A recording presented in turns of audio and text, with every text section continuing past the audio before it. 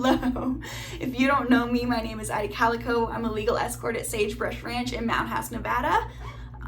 It's one of the last few legal brothels in the United States, which is pretty cool, pretty fun. If you're curious about my life as a legal intimate services provider, go ahead, subscribe. And then also you can follow me on all my socials. It's just at Addie Calico. I'm on TikToks.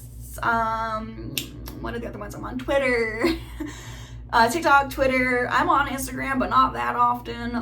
But if that's all you have, follow me on there. So as a professional in this industry, I do get asked a lot of the time questions about intimacy. So I wanted to sit down and go over some of these questions that I get asked and my opinions on them.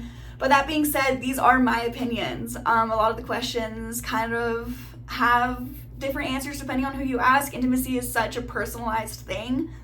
Everybody likes it differently. Everybody likes everything differently. It's all preferences. But I want to sit down and just go over what I personally believe about intimacy. These are typically questions that are asked of women by men. So that is kind of who I'm assuming my audience is for this video, which is fine because for the most part, my viewers on here are male. Totally fine. Hey guys, what's up? And hello to the ladies in the audience. Maybe you can comment and say if you agree or disagree with these questions. But yeah, let's get into it. Question number 1, does size matter? For me personally, no, it doesn't. Most men kind of fall in a range that just feels good. There are people who, they're under that range or over that range, and it's very rare. I see a lot of male equipment in my days here.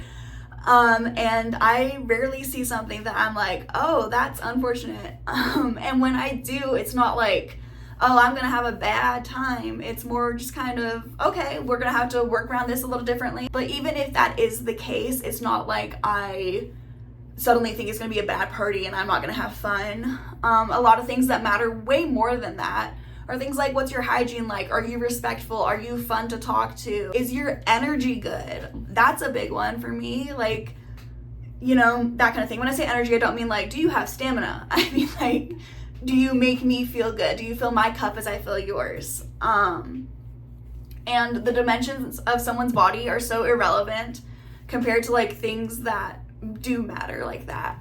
And at the same time, like, there are things about my body I wish I could change. There are dimensions, there are sizes that I have that I wish I could change. And I know that you can't change something if it isn't something you can change. So I care more about how my clients treat me, what they say, how they act, that kind of thing, because I know that that's something they can control, and I'm never going to judge someone for something that they cannot control. Question number 2, does anal hurt? It shouldn't. No, it should not hurt. Use a lot of lube. You need to warm up beforehand if it's hurting. So that's gonna be like, fingers are the best place to start. We have company. That guy. So I just got called to a lineup. That guy came in with $69.69. He has a joke and he's sticking to it. Sticking to that brand. Oh boy. But where was I? Does anal hurt? Sorry, I'm like reeling from that. That was quite the experience. 69 guy, if you're watching this, hope you're doing well. All right. Use a lot of lube for anal. Warm up beforehand with fingers is the best way to do it. If you're like worried about getting matter on you, then just use gloves. That's what I do here. I use gloves and use so much lube, like, use more lube than you think is necessary, and then you'll be fine. But in general, sex shouldn't hurt ever, no matter what hole you're using, unless you want it to hurt. That's a different story though. But it shouldn't hurt. Always communicate with your partners. Always communicate. Over communication is sexy. Like literally, I do not know how to describe to you the fact that I would rather have a partner who says too much in bed than a partner who does not say enough in bed. Because when you don't say enough, that's when people get hurt. That's when people get upset. If you say too much, the worst that happens is you get a little annoyed. But nobody gets hurt. Nobody gets really, really hurt, like emotionally, physically, that kind of thing. So yeah, always over communicate if you can. Ooh. So that brings us to question number 3, which is, are kinks shameful? No. Don't let anyone kink shame you. I don't care what anyone's kinks are, as long as everyone is enthusiastically consenting to engaging in them. I'm into some like really crazy stuff that I would say, but I feel like if I say it on here, this video is gonna get age restricted. I'm a freak, I will tell you that. I used to be a horse girl growing up, and that's why I'm a freak. Maybe I'll do some other video where I'll get into that, like what I'm like actually into.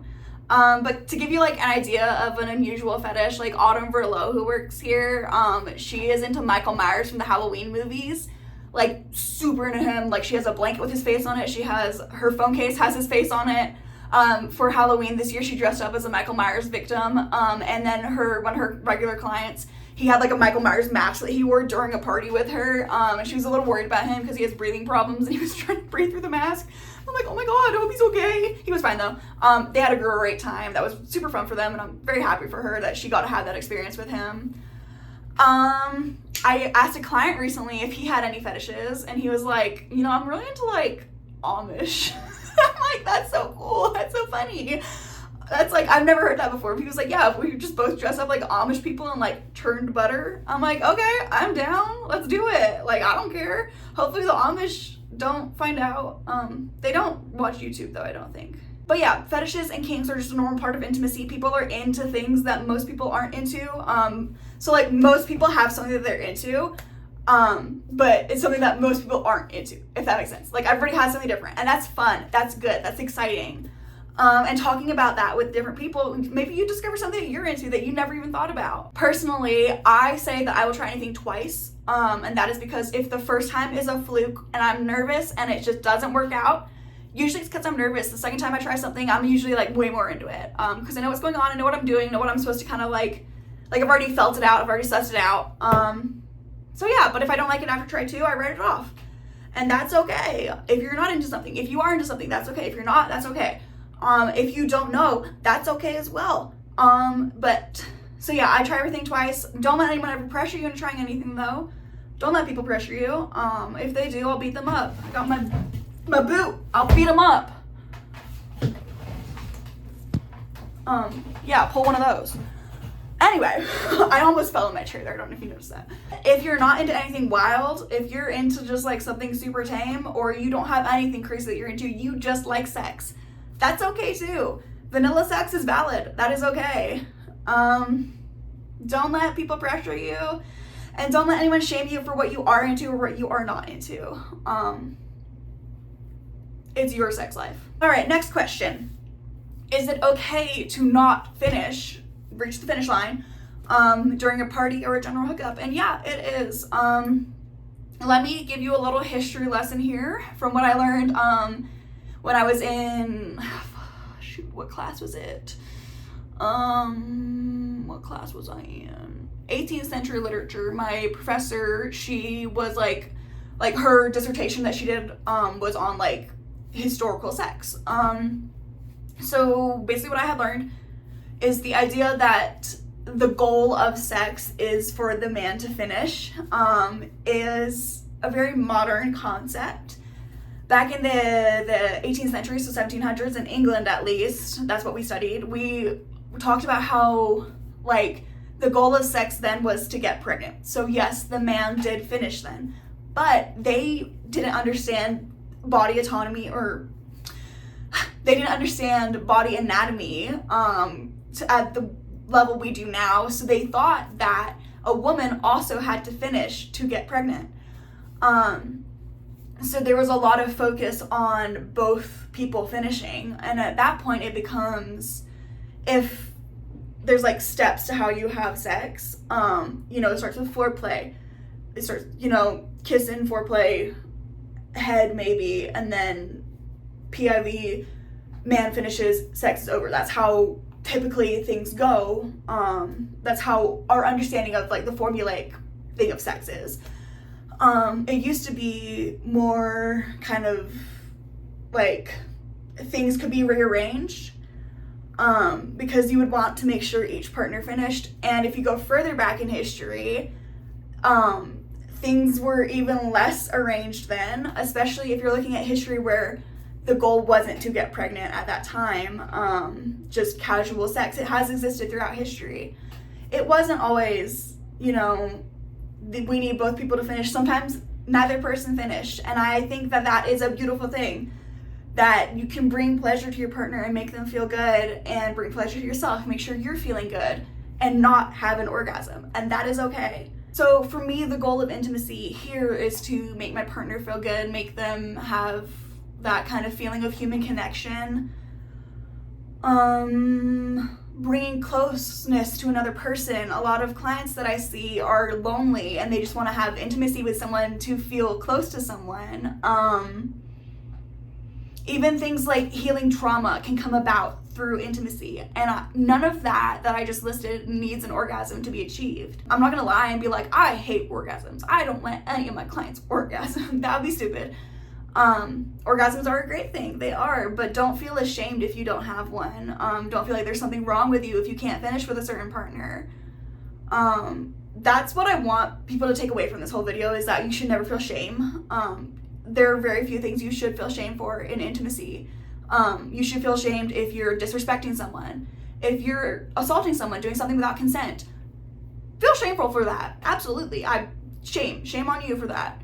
If you try to make someone else feel shameful for something they're into, for not finishing, for XYZ, for being a virgin, that's shameful, is if you try to make other people feel shame. Speaking of virgins, let's move on to the next question, and that is, does body count matter?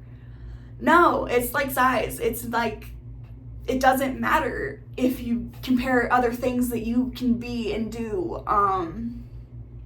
So like high body counts, low body counts, no body counts, all of that, like, it informs someone's history, or is informed by someone's history. But that doesn't inform who they are as a person necessarily. Sometimes there are trends in things. Like someone with a high body count might be very charismatic and not have settled down in the past. Okay. Or they could have been in this industry, and that can affect how they view the world, how they treat people, how they act, their attitude. But it's not the end all be all. It's like correlations, not causations, if that makes sense. So sometimes people have a ton of partners in a few days. Sometimes people have, one partner for decades, and sometimes people don't have a partner until they're 73. My grandma's best friend was 73 when she lost her virginity. And that's okay. Like, none of that makes you a bad person or a bad partner to have.